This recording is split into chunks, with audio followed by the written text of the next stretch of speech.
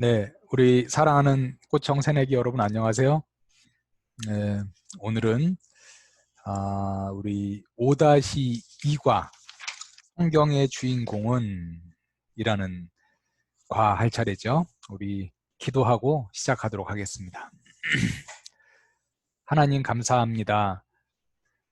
오늘도 특별히 시간을 구별하여서 하나님의 말씀을 배우게 하여 주시옵시고 진리를 깨달을 수 있는 귀한 시간 주시니 감사합니다.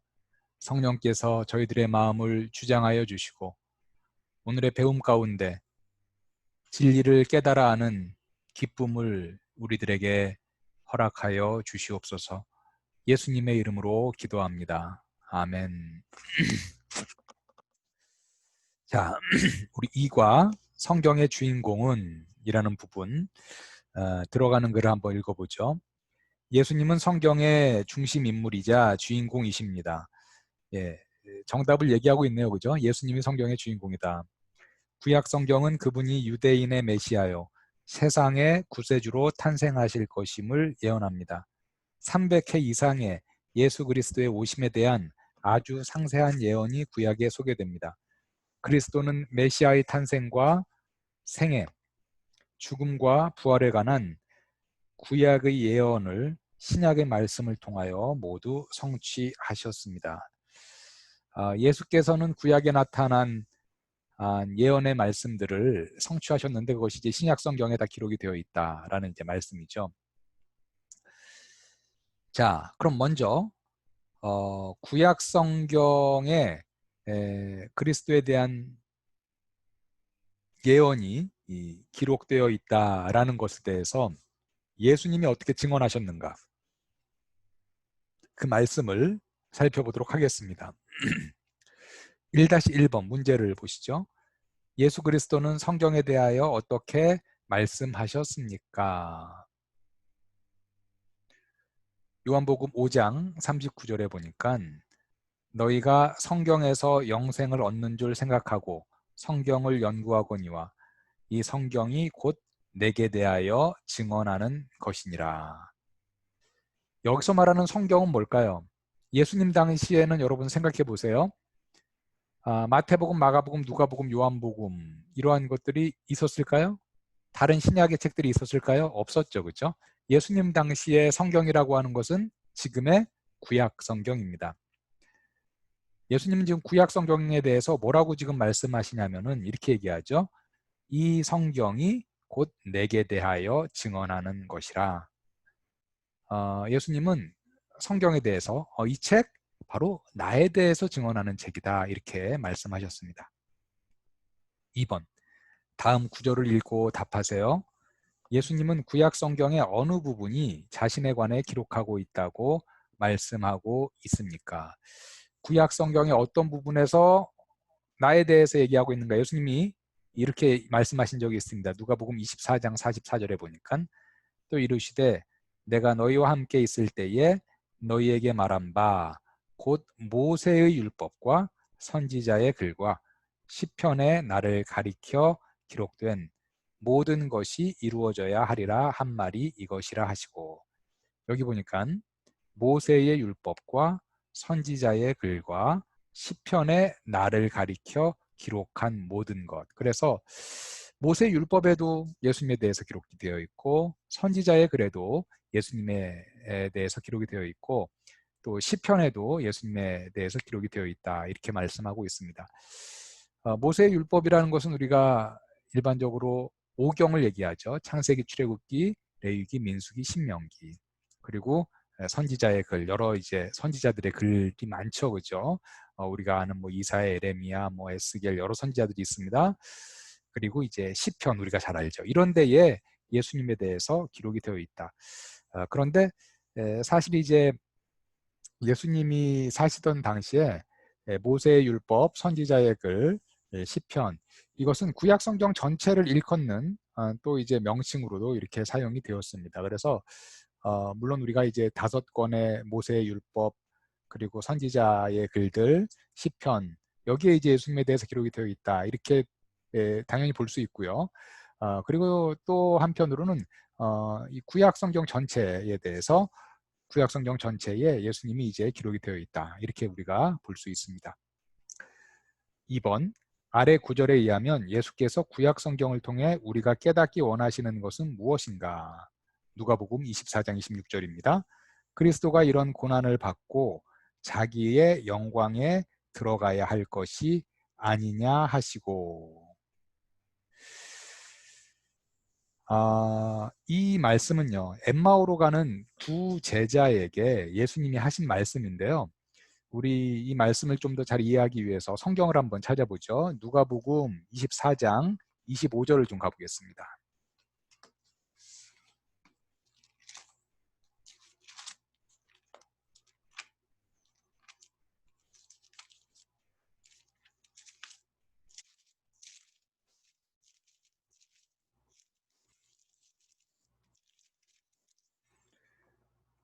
예, 제가 읽어보도록 하겠습니다. 25절.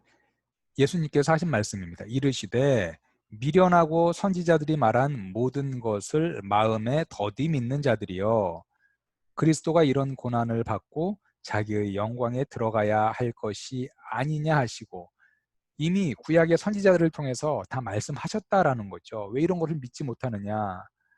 뭐에 대해서 말씀하셨느냐? 그리스도가 이런 고난을 받고 자기의 영광에 들어가야 할 것에 대해서 이미 말씀을 하셨다라는 거죠. 말씀하신 대로, 말씀된 대로 그리스도가 이런 고난을 받고 자기의 영광에 들어가야 할 것이 아니냐, 이렇게 엠마오로 가는 두 제자들에게 물어봤습니다.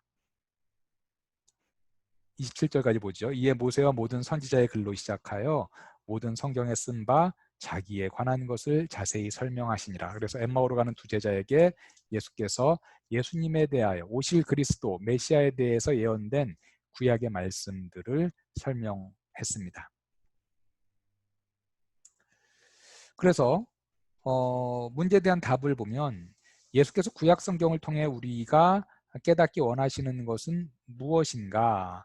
바로 구약 성경에 예언된 그 메시아 그리스도가 바로 예수님이시다라는 것이죠. 그 밑에 누가복음 24장 46절과 47절, 이 말씀은 이제 예수께서 제자들에게 하신 말씀인데 한번 읽어보죠. 또 이르시되 이같이 그리스도가 고난을 받고 제3일에 죽은 자 가운데서 살아날 것과 또 그의 이름으로 죄사함을 받게 하는 회개가 예루살렘에서 시작하여 모든 족속에게 전파될 것이 기록되었으니, 어디에 기록되었다는 거예요? 예, 예수님이 이제 제자들에게 이미 구약 성경에 이러한 것들이 기록되었다, 라는 것을 지금 말씀을 하고 있습니다. 그래서 예수께서는 구약 성경에 오실 예수님, 오실 메시아 그리스도에 대해서 예언돼 있다.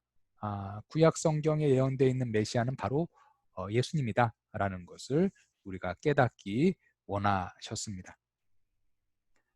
자, 그 다음에 두 번째로 보면 구약 성경과 그리스도에 대한 사도들의 증언에 대해서 우리가 좀 살펴보죠.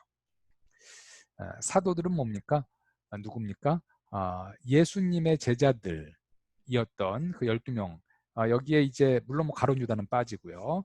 그 11명이 이제 예수님이 부활 승천하신 이후에 사도의 직을 받았죠. 그리고 플러스 이제 아주 그 초대교회의 중추적인 지도자들, 뭐 바울이라든지 예수님의 형제 야고보라든지 이러한 분들도 우리가 사도라고 이제 부르죠. 그런데 그 사도들이 어떻게 예수님에 대해서 증언하고 있는가? 1번, 베드로가 유대인들에게 예수님에 대해서 어떻게 선포하고 있습니까? 사도행전 3장 18절 말씀. 그러나 하나님이 모든 선지자의 입을 통하여 자기의 그리스도께서 고난받으실 일을 미리 알게 하신 것을 이와 같이 이루셨느니라. 그래서 지금 베드로가 얘기하고 있는 건 뭐예요? 구약의 선지자들을 통하여 그리스도께서 고난받으실 것이다 라고 예언되어 있는데, 그것을 바로 그 말씀대로 예언대로 예수님이 이루셨다라는 것이죠. 대표적인 것이 이제 이사야 53장 고난받는 종의 노래, 이런 것들이 이제 예수님의 고난에 대해서 미리 말씀하신 그러한 예언의 말씀입니다. 그 예언의 말씀대로 예수님이 그 예언의 말씀대로 예수께서 이제 고난을 당하셨죠. 십자가 고난을 당하시고 죽음을 당하셨습니다. 2번, 사도들이 구약 성경에서 가르친다고 말하는 그리스도의 생애에 일어난 세 가지 일은 무엇입니까? 고린도전서 15장 3절과 4절입니다. 내가 받은 것을 먼저 너희에게 전하였노니 이는 성경대로 그리스도께서 우리 죄를 위하여 죽으시고 장사 지낸 바 되셨다가 성경대로 사흘 만에 다시 살아나사. 여기서 말하는 성경은 계속해서 뭡니까? 구약 성경을 얘기하는 거죠. 세 가지는 뭐예요? 성경대로 우리 죄를 위하여 죽으시고, 그 다음에 뭐예요? 두 번째, 장사 지낸 바 되셨고, 그 다음에 세 번째는 뭐예요? 부활이죠. 사흘 만에 다시 살아나셨다. 바로 성경대로 죽으시고 장사 지낸 바 되셨다가 다시 살아나셨다라는 것입니다. 그 다음에 세 번째로요, 신약 성경에서 성취된 그리스도에 대한 구약 성경의 예언들, 우리가 거기 이제 표가 있는데 구약 성경의 예언들이 신약 성경에서 이렇게 성취되었다라는 것의 실제적인 예들을 이제 몇 가지 보겠습니다. 자, 우리 그 표의 첫 번째 보면 이제 사무엘상 16장 19절, 이사야 11장 1절이 있는데 우리 이사야 11장 1절을 가보시죠.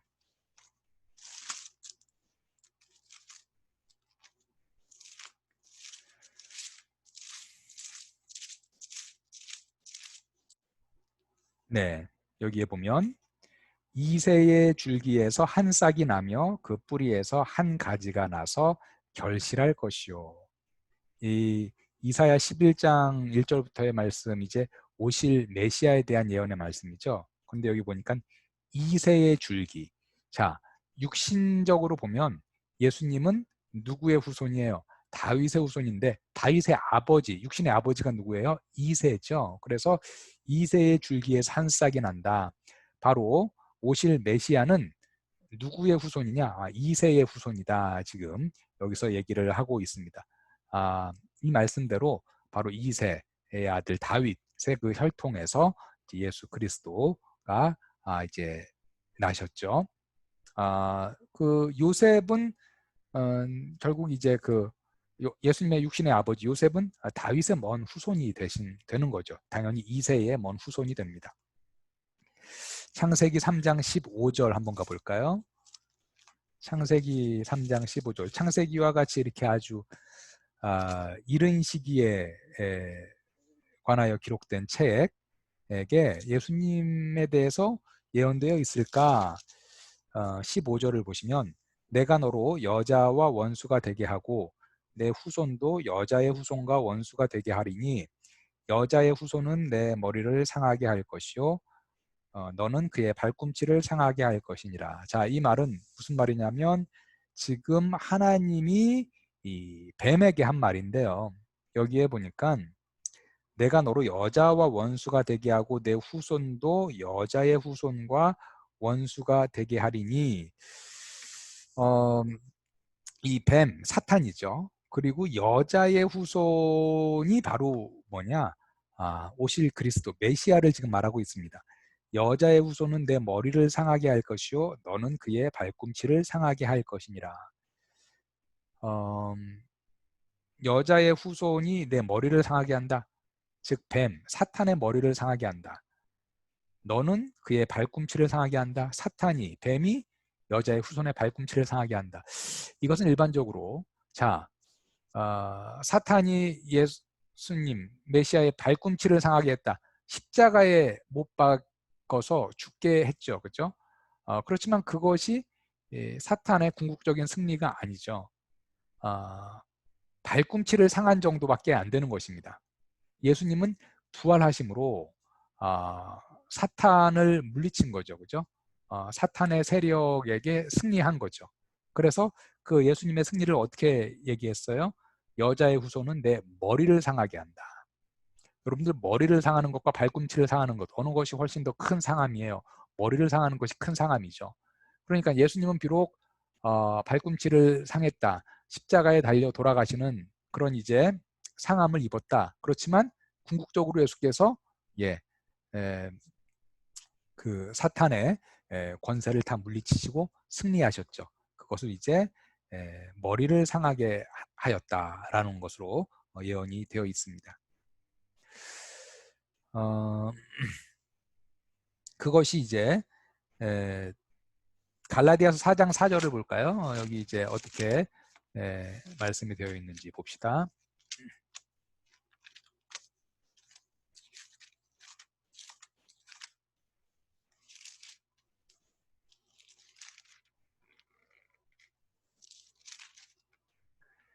때가 참에 하나님이 그 아들을 보내사 여자에게서 나게 하시고 율법 아래에 나게 하신 것은, 하나님의 아들이 누구에게서 났어요? 여자에게 나게 하셨다, 이렇게 얘기했죠. 여자의 후손으로 이렇게 기록이 되어 있습니다. 아까 우리가 창세기 3장 15절에서 뭐라고 그랬어요? 여자의 후손은 내 머리를 상하게 한다, 사탄의 머리를 상하게 한다, 이렇게 얘기하고 있습니다. 그 다음에 민수기 24장 17절 가볼까요?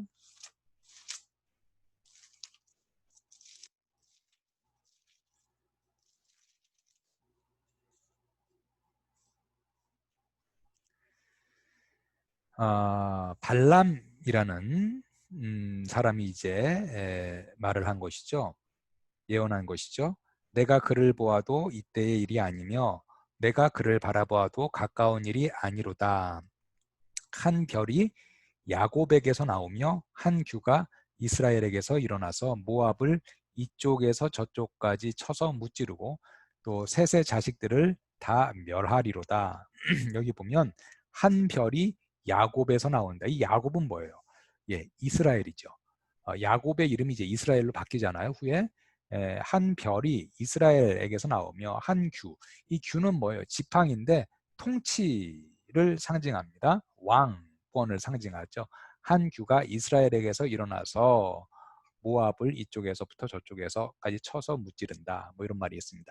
1차적으로는 이제 뭐 우리가 다윗 생각할 수가 있겠고요. 다윗 왕, 이스라엘의 아주 전성기를 누렸던.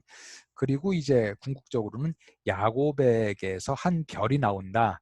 바로 예수 그리스도, 이스라엘에서 한 별이 나온다. 마태복음 2장 2절부터 9절, 2절과 9절, 뭐 여기 보면 이제 동방 박사들이 이 별을 따라서 이제 베들레헴까지 오게 되는 이야기가 기록이 되어 있죠. 그래서 이 별은 바로 무엇이냐? 오실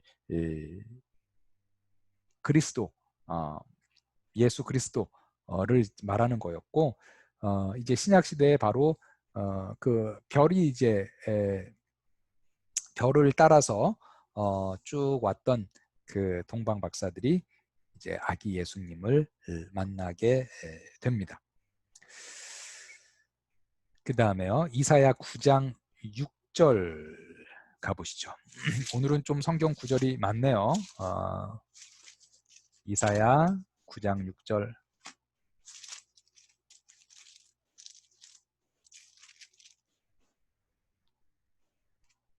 유명한 말씀인데요.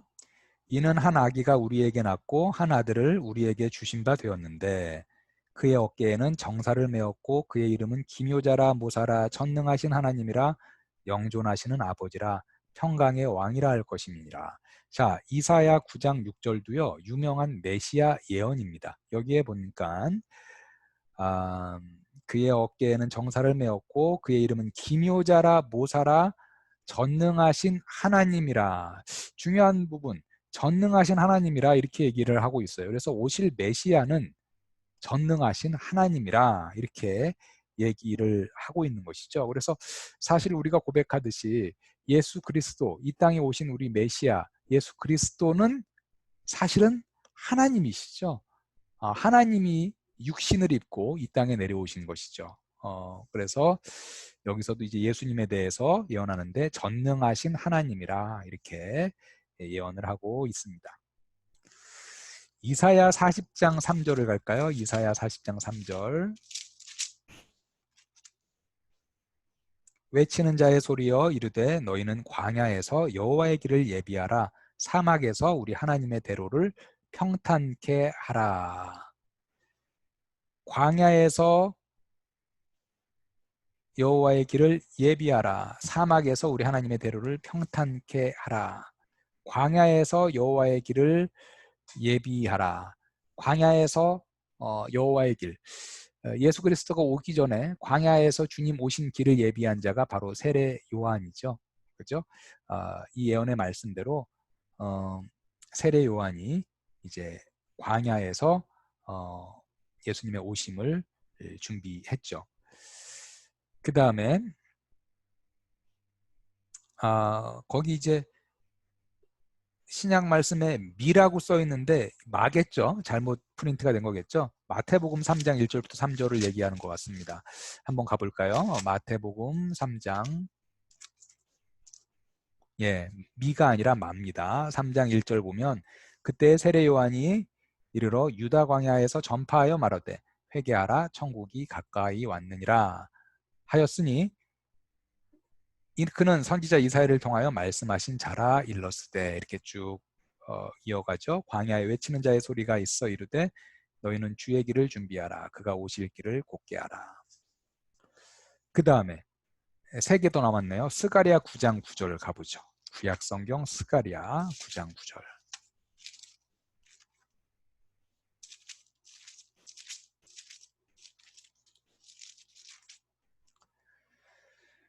시온에 따라 크게 기뻐할지어다. 예루살렘에 따라 즐거이 부를지어다. 보라, 내 왕이 내게 임하시나니 그는 공의로우시며 구원을 베푸시며 겸손하여서 나귀를 타시나니 나귀의 것 작은 것 곧 나귀 새끼니라.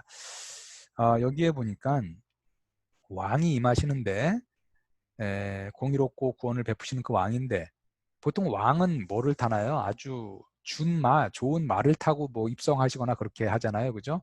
그런데 나귀를 타고 나귀 새끼를 타고 온다, 이렇게 예언이 됐어요. 바로 이 예언의 성취가 뭡니까? 예수께서 이제 십자가의 그 구속의 사역을 하시기 위해서 예루살렘으로 입성하실 때 뭐를 타고 입성하셨어요? 나귀 새끼를 타고 입성하셨죠. 마태복음 21장에 보면 그 예언의 성취가 기록이 되어 있습니다. 그 다음에 시편 69편 21절을 보시죠.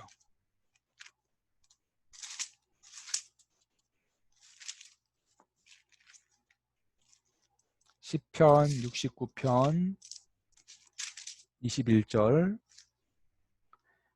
그들이 쓸개를 나의 음식물로 주며 목마를 때에는 초를 마시게 하였으며. 지금 이 다윗이 지금 노래하고 있는 부분인데요. 여기서 나는 1차적으로 다윗인데 이 다윗의 삶 가운데 예수님의 삶이 예표가 되어 있습니다. 쓸개를 나의 음식물로 주며 목마를 때에 초를 마시게 하였다.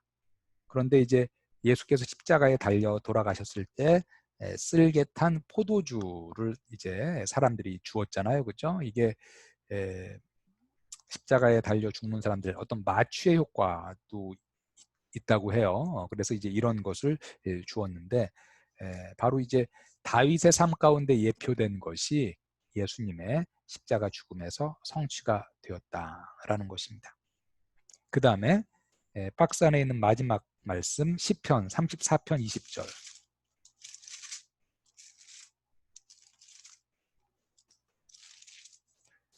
우리 영혼이 여호와를 34편 20절.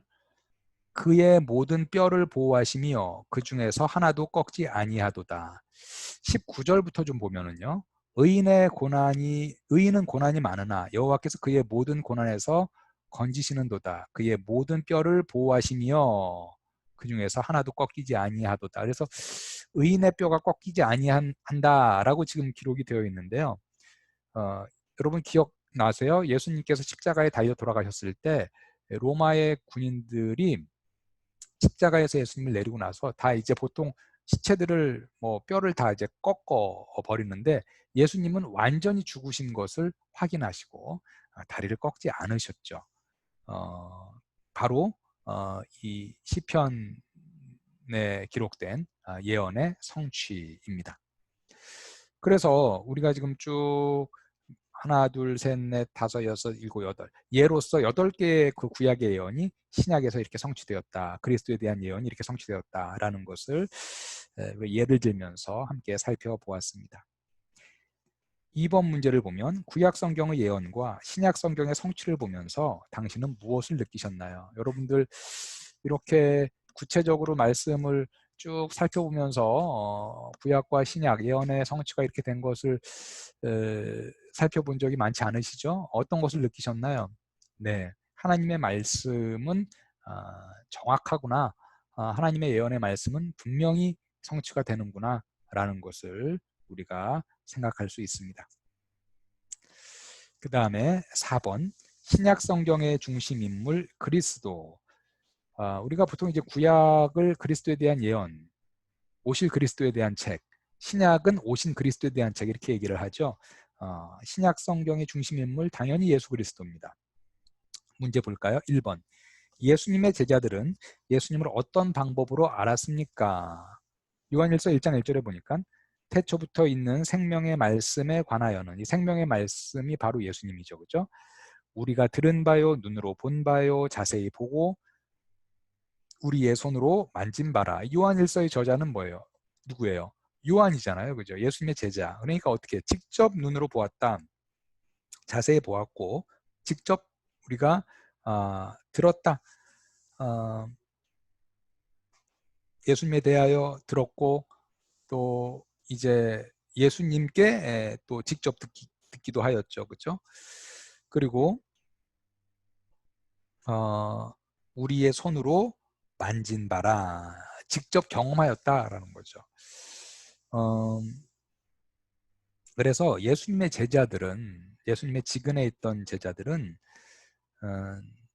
이 예수님에 대해서 들었고 직접 들었고 예수님에 대해서 또 이제 들었고 또 예수님께 직접 듣기도 하였죠. 눈으로 보았고 그리고 직접 우리 손으로 만진 바라 직접 이제 경험하였다라는 것을 이렇게 말하고 있습니다. 2번 누가복음과 사도행전은 원래 한 권의 책으로 누가에 의하여 쓰여졌습니다. 서로 어떻게 관련이 있는지 적어보세요.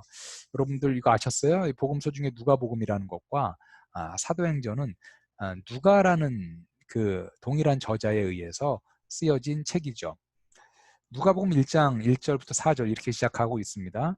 우리 중에 이루어진 사실에 대하여 처음부터 목격자와 말씀에 일꾼된 자들이 전하여 준 그대로 내력을 저술하려고 붓을 든 사람이 많은지라 그 모든 일을 근원부터 자세히 미루어 살핀 나도 데오빌로 각하에게 차례대로 써 보내는 것이 좋은 줄 알았노니 이는 각하가 알고 있는 바를 더 확실하게 하려 함이로다. 이게 누가복음의 시작 부분입니다. 그래서 이 누가라는 사람이 특별히 이제 데오빌로 각하에게 예수 그리스도의 어떤 생애에 대해서 이제 쭉 써 내려간다라는 걸 지금 말하고 하고 있죠. 사도행전 어떻게 시작하나 볼까요? 역시 데오빌로에게 쓰는 책이었습니다. 1차적으로 데오빌로여 내가 먼저 쓴 글에는 무릇 예수께서 행하시며 가르치시기를 시작하심으로부터 그가 택하신 사도들에게 성령으로 명하시고 승천하신 날까지를 기록하였노라. 이 누가복음에 대해서 지금 얘기하는 거죠. 전에 썼던 책은 바로 이런 것을 기록하였다. 그가 고난받으신 후에 또한 그들에게 확실한 많은 증거로 친히 살아계심을 나타내사 40일 동안 그들에게 보이시며 하나님 나라의 일을 말씀하시니라.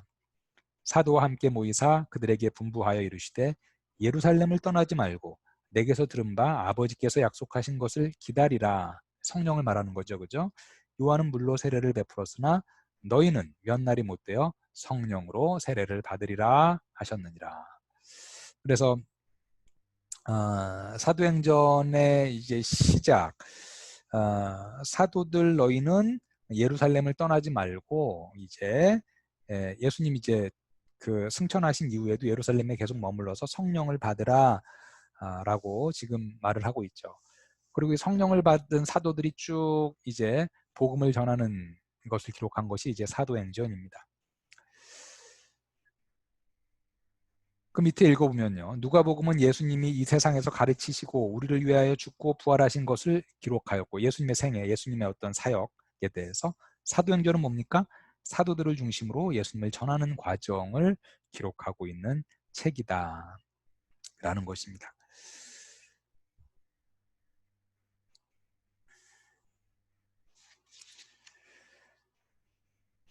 그 다음에 3절 문제 보죠. 오순절에 모인 성도들에게 베드로가 전한 메시지의 핵심은 무엇입니까? 베드로 사도가 오순절에 모인 성도들에게 전한 메시지, 2장 36절을 보면요. 사도행전, 그런즉 이스라엘 온 집은 확실히 알지니 너희가 십자가에 못 박은 이 예수를 하나님이 주와 그리스도가 되게 하셨느니라. 예수가 바로 누구라는 거예요? 네, 주님이시다, 주인이시다, 그리고 그리스도다, 메시아다, 우리의 구원자시다, 우리의 왕이시다 라는 거죠. 즉 예수님이 우리의 주인이시고, 예수님이 우리의 왕이시고, 예수님이 우리의 구원자시다, 그리스도다 라고 지금 말을 하고 있습니다. 4번, 초대교회 그리스도인들이 가장 중요하게 여긴 것은 무엇인가? 그들이 날마다 성전에 있든지 집에 있든지 예수는 그리스도라고 가르치기와 전도하기를 그치지 아니하니라. 사도행전 5장 42절. 초대교인들의 교회 그리스도인들이 열심을 다한 것이 뭐예요? 예수가 그리스도다, 그토록 기다리던 메시아다, 우리의 구원자시다, 우리의 왕이시다 라는 것. 그리고 예수께서 우리를 구원하여 주셨다라는 그 복음, 전도하는 것을 그치지 아니하였다. 그래서 예수 그리스도를 전파하는 것, 이 전도하는 것에 초대교인들이 정말 힘썼다라는 걸 우리가 알 수 있습니다. 그 다음에 5번 문제 보죠. 다음 구절을 읽고 답하세요. 그리스도인은 어떻게 살아야 합니까? 골로새서 2장 6절을 보니까 이렇게 말합니다. 그러므로 너희가 그리스도 예수를 주로 받았으니 그 안에서 행하되, 이 그리스도 안에서 행하라 이렇게 말을 하고 있네요. 그죠? 그리스도 안에서 행하는 것은 사실 이제 여러 가지 의미를 담을 수 있습니다. 그리스도의 은혜 안에서 행해라. 그리스도의 계명 안에서, 그리스도의 말씀 안에서, 그리스도의 뜻 안에서 행해라. 또 이런 뜻도 갖고 있습니다. 그리스도의 능력 안에서, 그리스도가 주시는 능력으로 행하라, 이런 뜻도 있죠. 조금 더 구체적인 질문을 보면 우리는 어떻게 그렇게 살 수 있습니까? 그 안에 산다는 것이 무엇입니까? 골로새서 2장 7절 그 다음 절을 보니까 이렇게 기록이 되어 있습니다. 그 안에 뿌리를 박으며 세움을 받아 교훈을 받은 대로 믿음에 굳게 서서 감사함을 넘치게 하라. 즉 그리스도 안에 뿌리를 박으며, 우리가 다른 어떤 세상 이런 것에 뿌리를 박는 것이 아니라 그리스도 안에 뿌리를 박고 그 안에서 세움을 받아서 교훈을 받은 대로, 말씀을 받은 대로, 계명을 받은 대로 믿음으로, 믿음에 굳게 서서 또 감사함으로 살라. 감사함을 넘치게 하라. 어떻게 그렇게 살 수 있는가? 그리스도 안에 사는 것. 여기서는 이제 구체적으로 교훈을 받은 대로, 말씀을 따라서 믿음에 굳게 서서 믿음을 굳게 잡고 살라. 감사함을 넘치게 하라. 우리가 데살로니가 5장 18절 범사에 감사하라, 이런 말씀도 있죠. 그래서 늘 감사하는 이제 그런 생활을 해야 되겠습니다. 그 다음에 우리는 무엇을 조심하여야 합니까? 그 다음 2장 8절, 골로새서 2장 8절을 보니까 누가 철학과 헛된 속임수로 너희를 사로잡을까 주의하라. 이것은 사람의 전통과 세상의 초등학문을 따름이요 그리스도를 따름이 아니니라. 어떻게 말하고 있어요? 네, 철학과 헛된 속임수를 주의하라, 이렇게 말씀을 하고 있습니다. 그래서 여기에 보면 세상의 철학, 그리고 속임수, 모든 철학이 나쁘다는 것이 아니죠. 그죠? 이 세상의 철학, 그리스도를 부인하는 어떤 신앙보다 이성을 우위에 두는 어떤 그런 세속적인 철학, 어떤 헛된 속임수 이런 거 주의해라. 어떤 사상에도 속임수가 있고요. 철학에도 속임수가 있을 수 있고 뭐 이단 이런 것도 역시 속임수가 되겠죠. 이런 것은 늘 주의해야 하겠습니다.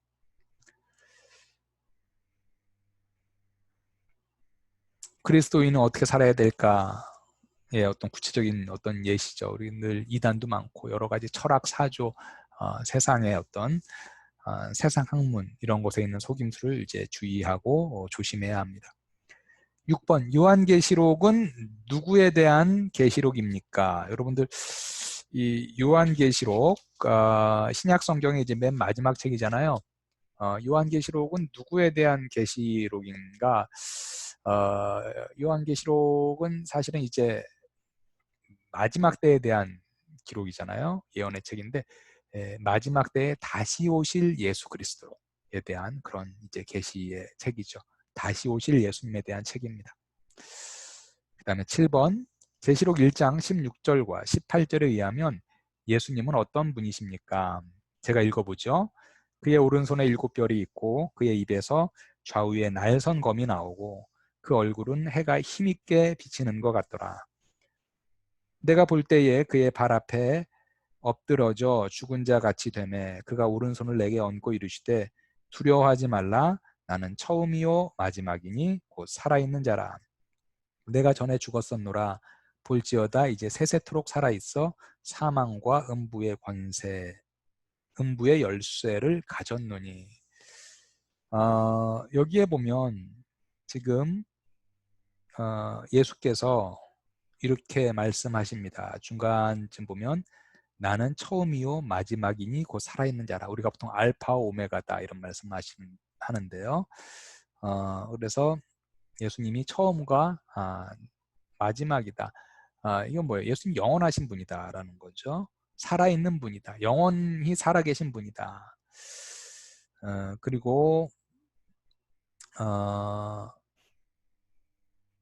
끝에 보면 이제 세세토록 살아있어 사망과 음부의 열쇠를 가졌노니.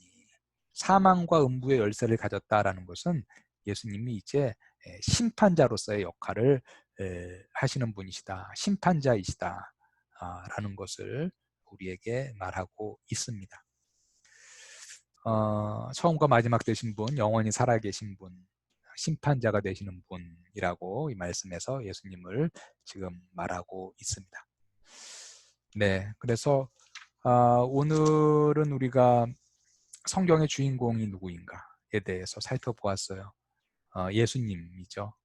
구약에 예언된 예수님, 신약의 그 예언을 성취하신 예수님, 그리고 이제 요한계시록 마지막 신약의 책에 있는 기록된 예수님까지 우리가 쭉 예수님에 대해서 집중적으로 공부를 했습니다. 예, 우리 기도하고 마치죠. 하나님 감사합니다. 참으로 놀랍게도 예수님은 구약에 예언되신 대로 그대로 이 땅에 오셔서 그 말씀을 다 성취하셨습니다. 하나님의 능력과 하나님의 성취를 찬양합니다. 예수님을 저희들이 믿음으로 고백합니다. 성경 말씀은 한치의 틀림도 없이 다 성취됨을 우리가 이 시간을 통해서 확인하였습니다. 우리가 하나님의 말씀을 더 굳게 믿고 말씀 위에 굳게 서서 말씀의 진리를 따라 살아가는 우리 모든 꼬청 새내기들 다 되게 하여 주시옵소서. 예수님의 이름으로 기도하옵나이다. 아멘. 감사합니다. 수고하셨습니다.